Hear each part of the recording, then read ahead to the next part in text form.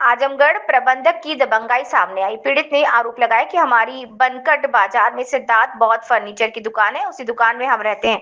फिर इसने कहा कि 12 तारीख को एआरएम एड पब्लिक स्कूल के प्रबंधक के द्वारा हमारी दुकान पर आए 2 अलमारी त्रिवेणी कंपनी का वह बक्सा जिसकी कुल कीमत 38,000 रुपए थी, जिसको मेरे यहाँ से मैजिक पर लाद कर ले गए और विश्वास दिलाया कि कल रुपया विद्यालय पर बच्चों को छोड़ने आते समय ले लेना।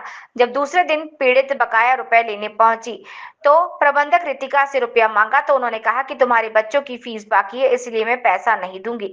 पीड़ित ने कहा कि मैं समय से अपने सभी बच्चों की फीस निर्धारित है देती चली आ रही हूँ, फिर भी ऐसा क्या मेरे साथ किया जा रहा है। इतने में प्रबंधक आग बबूला होते हुए माँ बहन की भद्दी भद्दी गालियां देते हुए कहने लगे कि तुम्हारे बच्चों की फीस बकाया है, इसलिए मैं पैसा नहीं दूंगी।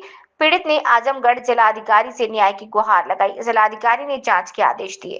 कार्यालय क्यों आई है, क्या मामला है? मामला यही सर कि मेरे बच्चे एआरएम ईडी पब्लिक स्कूल में सर पढ़ते हैं और वहाँ के प्रिंसिपल मैं सर मेरे यहाँ है कि मेरे पास बहुत फर्नीचर की दुकान है सर, और वहाँ पर आई कही कि शादी है, शादी में कुछ सामान देना है मुझे।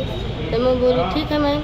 तो वहाँ पे 2 त्रिवेणी की अलमारी और 2 बक्से मेरे बड़े वाला मेरे यहाँ से लेकर गई और जो पेमेंट हुआ उनके सामने दाम कम हुआ और बोली कि आइए स्कूल पर आकर ले लीजिए जो पेमेंट बनता है। तो सर मैं बोली कि मैं सोची कि चलिए शादी की बात है सर, तो हम 2 दिन बाद चलते हैं और जानी पहचानी सर मैं बच्चे वहाँ पे पढ़ते हैं तो वहाँ पे गई सर। तो मैं बोली कि मैं उसके बाद मैं बोली कि मैं मेरा पैसा दे दीजिए क्योंकि हम लोग उधार बाड़ी सामान लेकर चलाते हैं सर दुकान।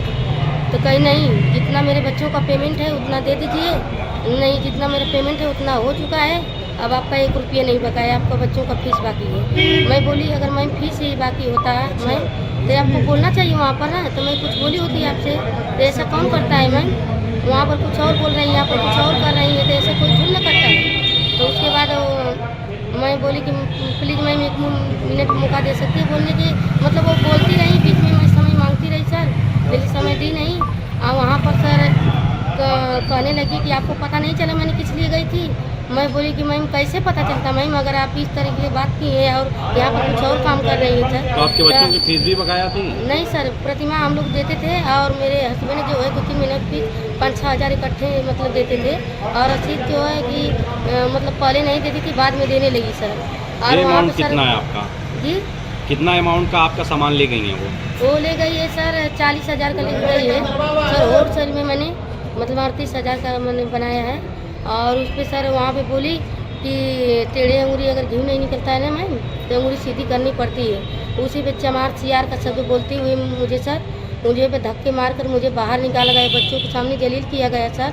तो वहाँ पर सर मैंने जब पुलिस चौकी पर सर कंप्लेन की वहाँ पर सर ना, तो वहाँ पर गई और पुलिस वालों ने भी मुझे बुलाया वहाँ पे, तो बातचीत कुछ हुआ तो मुझे अच्छे एक तरफा कार्रवाई हो रही थी, मुझे अच्छा नहीं लगा। तो वहाँ पे सर कुछ बात हुई तो बोले पुलिस वाले थे, बोल रहे थे कि क्यों नहीं ज्योति निकेतन में अभी एडमिशन करा देती है। सर ये बताइए आप लोग कि अगर ज्योति निकेतन में हम मेरे बच्चों का है तो मैं पुलिस सर से कराऊँगी, मुझे कहाँ कराना है मेरे बच्चों को एडमिशन सर?